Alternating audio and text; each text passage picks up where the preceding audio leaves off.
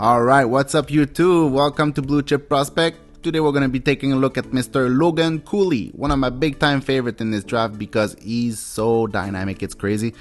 So as per usual, we're going to be taking a look at his stats. We're going to go through his strengths and weaknesses. We're going to try to find a player comparable for him. And we're also going to go through the part of his game that I like through videos.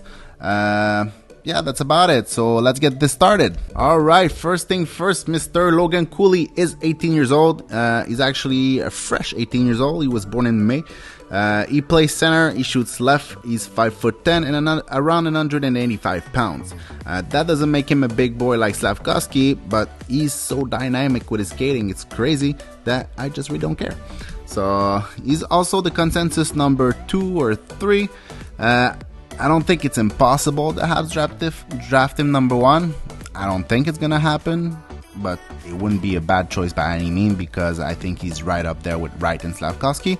So we'll see about that. So let's go take a look at his stats. So here we can see that he played 51 games for the US program for 75 points, 27 goals, 48 assists for a total of 1.47 points per game. This seems to be a trend in this draft in the sense that it's great, but it's not excellent. Like, same thing for the U18, where he had 10 points, 3 goals, 7 assists in 6 games. It's great, but it's missing something to be that value pick at number 1, number 2, number 3. All the rest of the stats are tracked by pick 224, so they say there's 150 shots for 17.59% completion. That's just great. There's nothing else to say about that. It's amazing. 59% of his even strength production is primary points. That's super good. 60% of all his points are primary points, so that's good. He was on the ice for 66% of all the even strength goal of his team, and he has 4.01 point per 60 minute played. So stats wise, it's looking great, just not excellent. Like I said, it's missing that little something that makes a player look like a first overall. When you actually look at him playing, he looks like a first overall. Every single time, he's so dynamic with his skating and his hands are so good. His shot is so good. His passing is so good. His playmaking overall is amazing.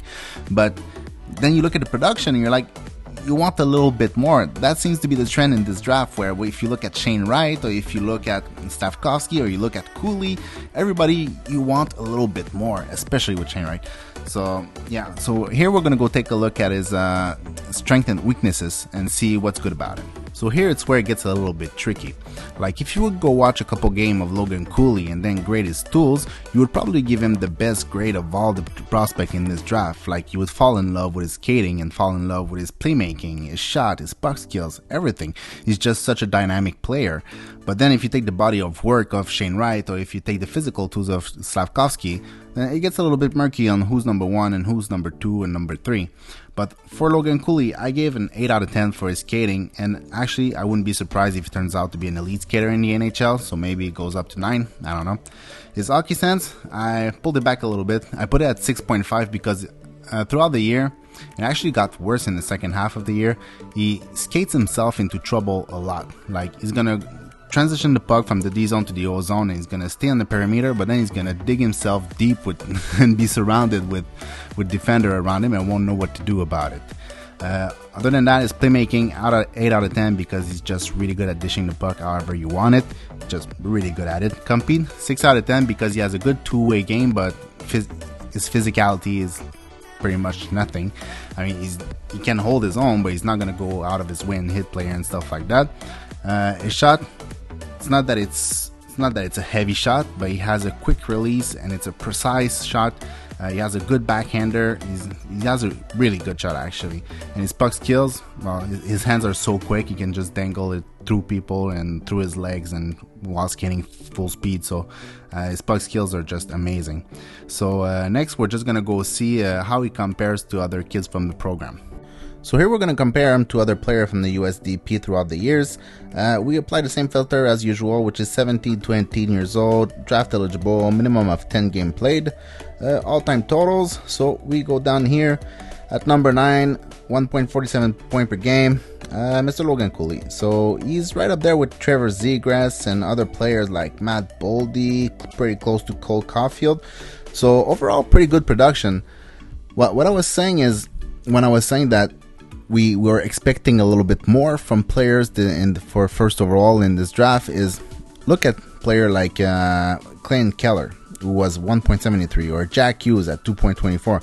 Obviously, those are they're record breaker. But even though if you're gonna draft somebody at first overall, you want that type of production. You want somebody who separates himself from the other, which he didn't actually do. So even if you grade all his tools like at the top of the draft, it's hard to put him number one because first he's a little bit smaller than the other one, and also his production is not like top of the world. So it's hard to take him first, but he does have the tools to be one of the most productive player in this draft. So let's go see the videos now. So here we're going to be taking a look at his skating. It's actually crazy the amount of clips that I have of his skating ability that I edited out of a game this season. To me, he's the best skater in this draft overall. I know other players like Lambert or Matejchuk or Odelius, they're all amazing skater, but Cooley is different in the sense that not only he can skate at the same level as them, but he can do everything while skating at the same level as them. That's different and it's much harder. It's hard to separate clips into different categories for Cooley because all his tools come together at the same time. The way he skates and pass the puck at full speed, or the way he handles the puck at full speed, or the way he shoots the puck at full speed, he does absolutely everything at maximum pace all the time. But his skating is not only about speed, it's also very deceptive and smooth. He always tries to make you think he's going one way while he's actually going the other way, and he does that very smoothly. For example, if you take a look at this clip right now, you can see exactly what I'm talking about, and you can see how smooth the crossovers are and how smooth the change of directions are. It's very different. Now, let's take a look at the same type of clip from Shane Wright trying to do the same thing. We're talking about an amazing athlete here. Wright is a good skater, but it's not even close to be as deceptive, as smooth as Cooley. So when you take it all together, the pace, the fluidity, the deceptiveness, the execution, that's why for me he's the best skater in this draft. So earlier I was talking about how difficult it is to actually separate clips into different categories for him. That's why I'm gonna limit this video to 2 or 3 attributes of his game, because even here when I'm trying to show his playmaking, you can see all of his tools coming together. Like, you can see his skating in his playmaking, you can see his puck skills in his playmaking. There's no point for me to edit puck skills section in this video because it's apparent in every single time he touches the puck. And that's why he's an absolute monster of a playmaker, because when he puts it all together, it's so hard to stop.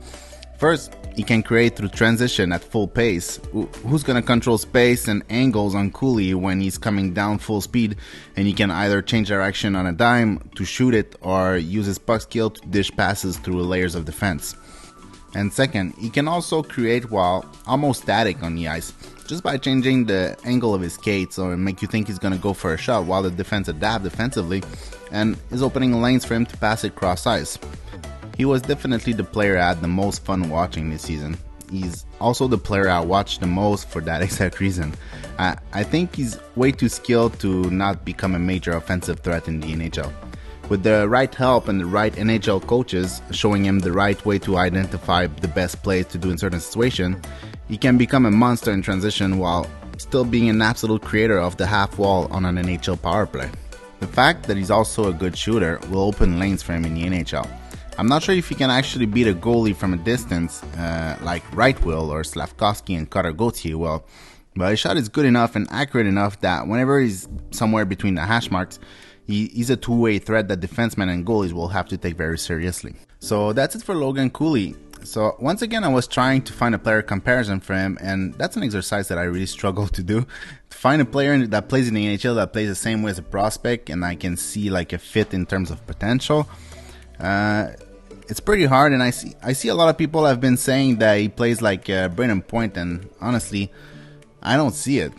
I understand that both they're small and both are great skaters, but I feel like that's where it stops for me. I would put him more like a Sebastian Aho, like a really good line driver that can do both like shooting and playmaking, play very well defensively without being like a superstar defensively. I think that's like the ceiling of Logan Cooley can be something around Sebastian Aho. I think that's it. So once again, thanks a lot for watching this video. If there's anybody you think that you would like me to do for my next video, just let me know. And if you've been enjoying those videos, it would be really appreciated if you can like and subscribe. It would help me grow this channel. So once again, thank you. Peace out.